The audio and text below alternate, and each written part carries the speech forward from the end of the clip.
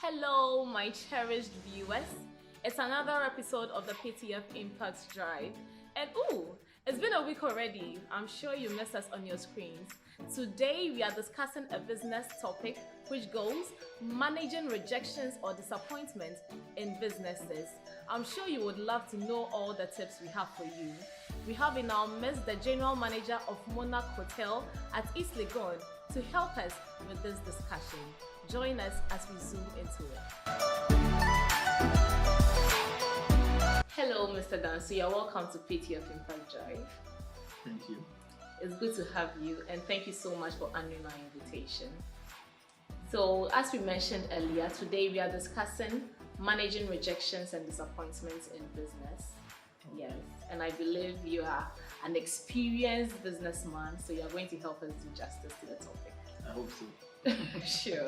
Sure. All right. So we want to begin by clarifying the difference between rejections and then disappointments. I'm sure they're not the same. Yeah. Sure. So with disappointments, I think in every business we have our expectations. When people have expectations and it's not being met, they get disappointed. In terms of rejections, it comes with different aspects. It will happen that maybe you are going for a loan, you are rejected, you want something out of a business and you don't get it.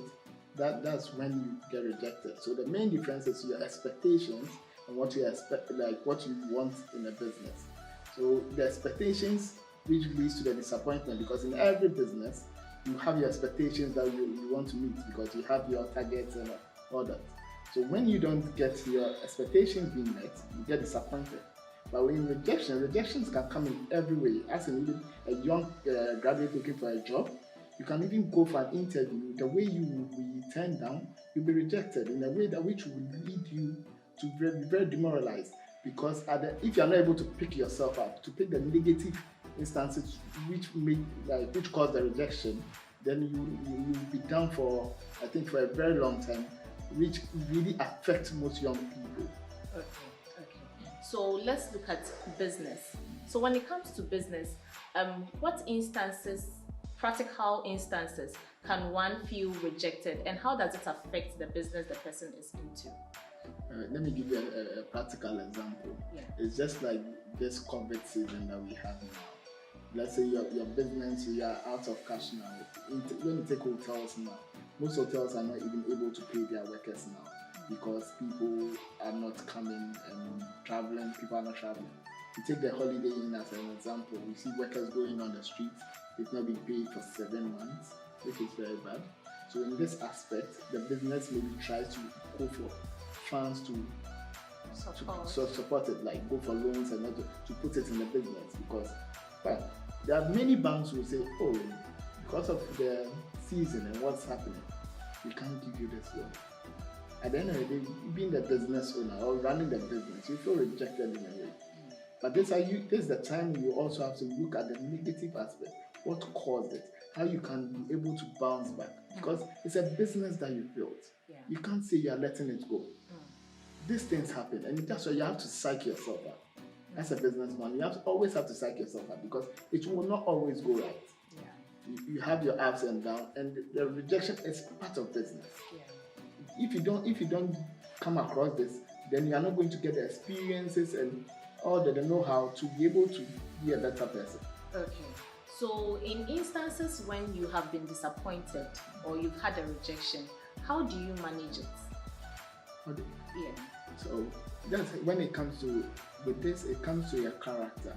And I always believe that with disappointment, how people are able to bring themselves up, it comes to their upbringings, what they've been through in life, during their childhood experience, and all. Everybody has a different situation altogether. People have strong characters; they can come back strongly. Even it motivates them to come back strongly after being disappointed. But there are some people, it can also cripple them for a very long time. Yeah. So for me, I always say you sit back, you look at the reasons, the things you can learn from the disappointment, the things you can learn from the rejection, the things you can pick up from it, and what it will motivate you, what can motivate you to be that better person. Because at the end of the day, you need to meet that target. You're not saying you are letting it go. because you've been disappointed or rejected, you still have to try back. That's your goal. You are not there to be disappointed. You are there to make it. Yeah. So I mean, this is testing your character to build you to the person you are and to enable the business to grow as well. Okay. So I want us to get a little personal. So since you got into the hospitality industry, what has been some of the disappointments you have met? Okay. I think when I started my career in the hospitality industry, I started as a marketing executive at the Best Western Premier Plus now. And after 2 years, I was promoted to the marketing manager. So I spent like 4 years as a marketing manager. Wow. Yeah. So there was a day we came to the office and we were told the hotel is sold. Sold? Hey, that should be heartbreaking. So the hotel is sold and the management have to change. So Yeah. we all have to be laid off. At the end of the day, we were supposed to be paid off, so we had to hang around for a while. And, I mean, that was very, very disappointing because you thought you were building a career and you didn't know anything. Yeah. And you just come to work and said the hotel is sold. They just rounded us up and we had a meeting and they just said that the hotel is sold. And a new owner, so we can. Hey, that should be a really blow. Okay. So I think after I spent like a year home, and I moved to Ampoma Hotel as a marketing manager as well. So I spent like a year as a marketing manager in Ampoma Hotel, and I became the general manager in the following year. Oh, okay. Yeah, so I spent almost 5 to 6 years at Ampoma Hotel as a general manager. And there was a day too I came to work early morning, and the owner called me and said he wants the daughter to take over. Oh wow. Hey, this is giving like signals like this hospitality business. He told me he wants the daughter to take over. So I was like, honestly, that day, I think that's the biggest disappointment I've had in my life because the owner and I were like friends. Oh. Yeah, we were like friends. We talk every day. We go out. So I was so shocked, and I was shaking myself as a human. I was shaking. So I was honestly, I'll be very frank. I was paid handsomely. Okay. Yeah, I was really, really paid handsomely. You had a good pay. Yeah, I really had a good payoff. So I just took it and left. And within 6 months, I applied for a new job, which I am now at Monarch as a general manager. And the funny thing is, after a year, I had a whole queue of Ampoma queue in my house begging me to come back. And I like, wow. You told me you wanted your daughter to do that, so what changed? And blah, blah, blah. I think so. What I'm saying is, when you get disappointed, I think it should be your motivation to try that. Yeah, because when people see you are doing better, now they reflect on what they've missed. Yeah. And they want you to come back. Yes. But just imagine when I left Ampoma and I wasn't doing well at my new place, would they come back and beg me? They would actually be happy you were gone. Yeah. So, I mean, it should motivate you. That should be the kind of, yardstick for you to build on. If somebody doesn't believe in you or a business rejects you, you try as much as possible. Build on it. Look at the negative aspect of it. Build on it so that when the person or the business sees you, they should know that this is what they are missing. All right, Mr. Danso. So, as a general manager of a hotel, what have been some of the instances where you've had rejections in the business, not personal rejections? Yes. With this industry, it always happens. It always happens in it because sometimes we go bid for conferences, they bid for accommodation, and there are always instances that we get rejected or disappointed, and our rivals get the businesses whilst we don't get it. And it happens so often. Let's say you are going for a conference, maybe the Ministry of Health wants to have a conference, and you go and bid for it. They give you the assurances, we are coming to your hotel is the best, we've been here, we enjoy the food, but then we'll come maybe next month, straight August. You'll be expecting them, you don't hear anything from them. Then around 5th August, maybe you drive by a nearby hotel and you realize the conference is taking place. always happens. But you see, with this, I'll say is this thing, you should just come back to the drawing board, sit down, look at the reasons why maybe you didn't get a conference.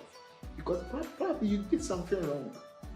And it shouldn't deter you to go for it, because it's like a small pot that we are all sharing. Yeah. Every hotel has to get share something out of it. So if the business goes, you come and do your homework well, and you go again. Definitely, week after week out, month after month, there are businesses out there which comes and goes. So if you don't get this, then you might get the next one. And another practical example is with airport drivers. You can even get a guest, maybe the guest has booked with you. Probably maybe the person is coming from the US, has booked the hotel, coming to sleep. When the airport driver picks the person up, the airport driver can tell the person, oh, Monarch Hotel, or Hotel A or Hotel B, it's a very bad hotel, don't go there. Oh. Let me take you to this hotel. It's the best in town. Because, man, when the driver takes a new guest to a hotel, apart from him dropping the guest, they give him a cut. Yeah. Which is the business aspect. So they always look at that. So immediately he knows that the person is already booked at your hotel, and he brings the person that will not get anything. Then you'll be looking at diverting the person to a different place. So in terms of disappointment, you could have your rooms. You know that you have 10 people coming today. If they are coming from the airport and you don't open your eyes and go there, then you could be waiting, and they never show up. Oh. Yeah. So these are, in the business and in the industry, these are the little things you learn from, and I think you get to know your way out, and it makes you a better. But then, hey, when you get disappointed, it doesn't mean you should stop. I mean, you keep striving until it comes to you, because as I said, it's a small pot that we all have to feed from. So it will definitely be your turn. Wow. Okay, so now I want to, I'm a young person coming up. I want to start my own business. What advice will you give me? The advice is it's very difficult to start a business in this country.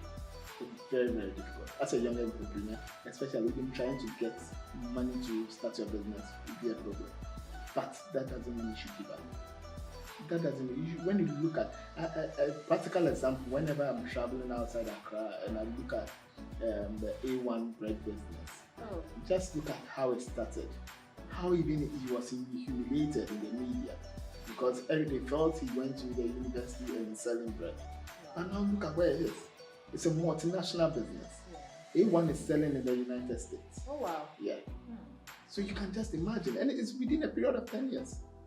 It's even less than 10 years. If you look at A1 coming into existence. A practical example, look at Zoom Lion. Zoom Lion started, I think, when President Kufuor was in power.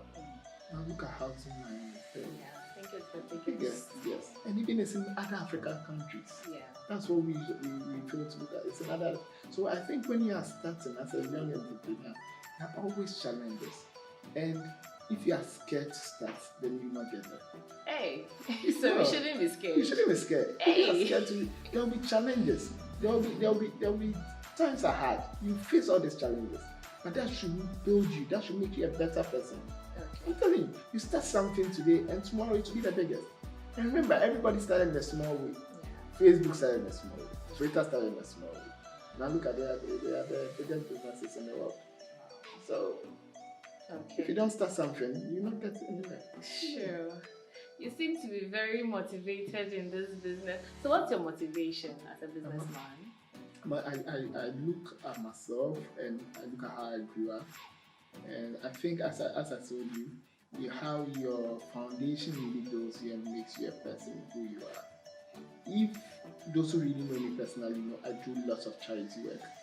And the reason why I do a lot of charity work is because of how I was brought up. Because I was raised up through somebody gave me a life. Somebody took care of me without knowing the person. Wow. Yeah. And because I stopped going to school and she took me in and she gave me life. So practically, I give back to society.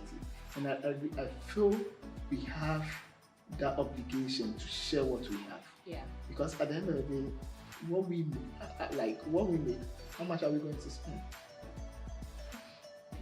Yeah, so I think how our foundation makes us who we are, and for me, I think personally, I'm never broken down, no matter the challenges I face.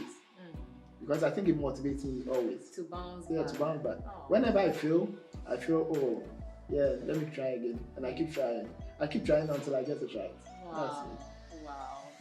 That's a very self-motivated person right here. Thank you so much, Mr. Danso. God bless you for honoring our invitation. Today's discussion has been awesome. We thank you for making time for us. We really appreciate your coming. You're welcome.